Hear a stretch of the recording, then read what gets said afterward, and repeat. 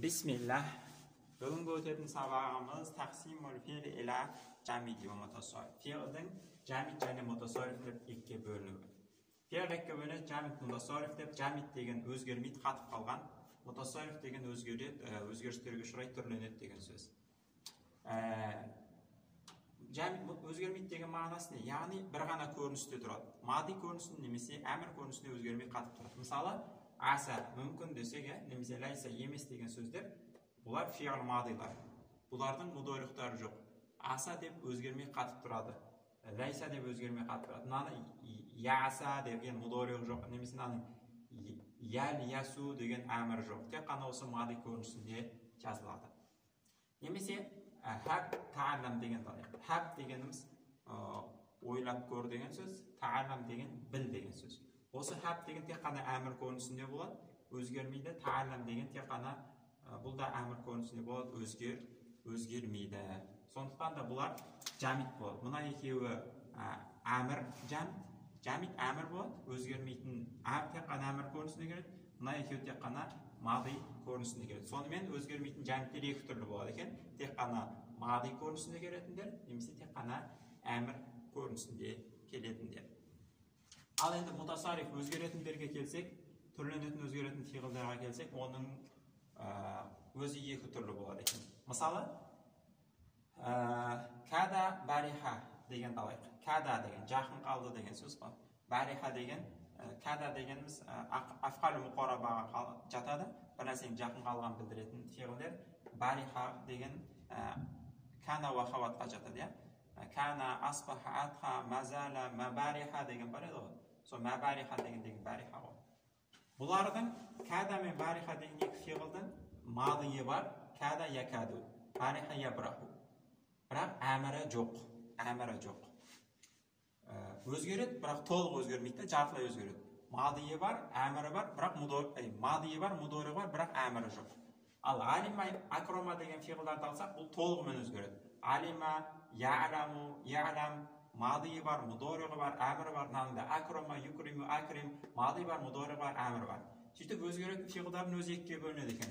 Нақисул мутасарриф, жартылай өзгеретіндер, және де тамил мутасарриф, толығымен өзгеретіндер деп. Нақисул мутасарриф дегеніміз мади көрінісінде және мудорих көрінісінде келетіндер, ал тамил мутасарриф толығымен өзгеретін дегеніміз мади, мудорих, әмір көрінісінде келетін фиғылдер екен. Қысқаша ғана түсіндірдім. Енді кейбір жерлеріңізде сұрақтарыңыз болса, сұрақ көріңіздер. Комментарияда жауап беремін иншалла. Енді келесі кейбір қағидаларды берген кітапта сарфқа байланысты сол бірнеше қағидаларды түсіндіріп кетейін. Мынандай бір қағиданы кітапта бізге түсіндіреді. Фиғыл мадидан мудорих алған кезде деген. Мысалы, фиғыл мудорихтарды көрсек, біз кейбір кезде дамамен басталатынын көреміз. Мысалы, юдахриджу десек, дамамен басталады, юхсину деген фиғыл мудорих, мысалы, дамамен басталады. Ал кейбір фиғыл мудорихтар қарасақ, фатхамен басталады. Мысалы, янталиқу дегенде, я фатхамен жазылады. Ястағфиру дегенде, я фатхамен жазылады. Сұрақ туады, не үшін мынау мудорих әрпі не үшін кейбір кезде дамамен жазылады? Юдахриджу, юхсину дегенде. Не үшін кейбір кезде фатхамен жазылады? Мысалы, янталиқу, ястағфиру деген сияқты. Яктибу деген сияқты. Не үшін кейбір кезде фатхамен, не үшін кейбір кезде дамамен жазылады дейді. Қағида, егер де мадийі төрт әріпті болса, онда фиғыл мудорих дамамен басталады. Мысалы, дахрожа дегенде төрт әріп, 1, 2, 3, 4. Фиғыл мудорих немен басталады? Дамамен басталады. Юдахриджу деп дамамен басталады. Ақсана дегенде төрт әріп, 1, 2, 3, 4. Мадийі төрт әріп. Мадийі төрт әріп болса, фиғыл мудорих немен басталады? Фиғыл мудорих әріпі дамамен басталады. Мысалы, юхсину деген сияқты.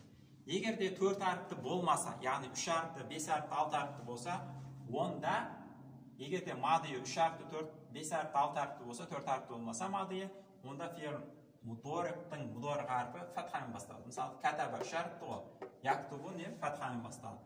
Янталиқа 5 әріп ғой, янталиқу деп немен басталды? Фатхамен басталды мудорих әріпі. Истағфара деген 1, 2, 3, 4, 5, 6 әріпті ғой. Демек, 4 әріпті емес. 4 әріпті болмаса, онда мудорих әріпі фатхамен басталды. Ястағфиру деген осындай бір қағиданы айтқан. Келесі кітапта айтып кеткен қағида Sulasi 3 harfli fi'lden mudori'ni jasagan kezde deydi.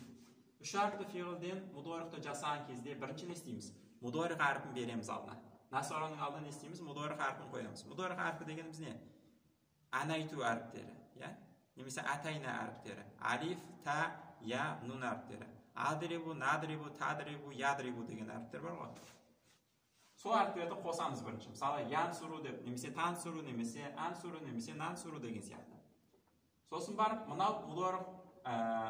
mudori harfining keyingi harfi ne isteydi? Sukunda oladi.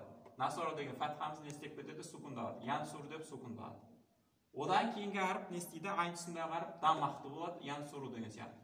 Nemisi fathaqti bo'ladi, yaftahu degan siyoqda. Nemisi kasrali bo'ladi, yadribu degan siyoqda. Ne үшін кейбіргізде yansuru damaqti bo'ladi, nemisi кейбіргізде fathaqti bo'ladi, yaftahu deb, ne үшін кейбіргізde kasraqti bo'ladi, yadribu deb. Ол сөздікке қараймыз, тілде қалай келді, солай қабылдаймыз. Ala hasabi nassi lug'a deb keladi kitobda. Ala hasabi sәйкес болады, ala nassi lug'a. Tilдің мәтіндеріне сәйкес келеді. Яғни кітаптарға, сөздіктерге қараймызда, ортасында дамақты, фатхақты, кәсіралы болуының ешқандай қағидасы жоқ. Сол нелерге қарап, кітаптарға қарап білеміз. Келесі айтқан қағидасы, кітапта айтқан қағидасы. Егер де 3 harfli sulasi оны 3 harfli емес, одан көп әріпті, көп әріпті рубағилерде, хумасилерден мудори жасаған кезде қандай қағида бар? Онда алдындағы әріптен қараймыз. Тәден басталуы мүмкін. 3 harfli емес, одан да көп әріптердің мади әріптері тәден басталады. Мысалы, тақуабара деген сияқты, тақаддама деген сияқты, тадахража деген сияқты. Тәден басталады. Немесе тәден басталмайды. Истахфара, инталақа деген сияқты. Егер де тәден басталмаса, тә деген әріптен басталмаса, истахфара деген сияқты. Мудорик жасаған кезде соның алдыңғысы кәсірақталады. Истахфараны фатхалы болып тұр, мудориқтан не істейді? Кәсіралы болады. Ястағфиру, мұны кәсіралы болды. Ястағфиру. Не үшін? Өткен ол тәден басталған жоқ. Инталақа соның алдыңғысын не істейміз? Мудорик жасаған кезде кәсірақтаймыз. Янталиқу деп, мұны кәсірақтадық. Ал егер де тәден басталса, сүләси еместерде тәден басталса, онда соның алдыңғысы кәсірақты болмайды. Өзгермей сол қалпында қалады. Мысалы, тақабара, ятақа бәлу. Мұны фатхақты болып не істеді? Мадидағыдай өз қалпында қалды. Тақаддама, ятақаддаму. Мади қалпында, мадидағыдай фатха қалпында қалды. Тадахража, ятадахражу. Соның алдыңғы әріп не істелмеді? Кәсірақтанбады. Мадидағыдай фатха қалпында қалды. Деген қағиданы бізге айтады. Тағы бір айтып кеткен қағида кітапта, егерде мадидың алдында хамза болса, зәйда хамза болса, мудорик жасағанда ол түсіп қалады деген қағиданы айтты. Мысалы, акрома дегенде хамза тұр, естеді, юкриму дегенде хамза түсіп қалды. Истахфара дегенде хамза тұр, ястахфиру дегенде мудорик жасағанда хамза естеді, түсіп қалды деген қағидаларды айтып кеткен. Енді осыларды кітаптан оқып көрейік.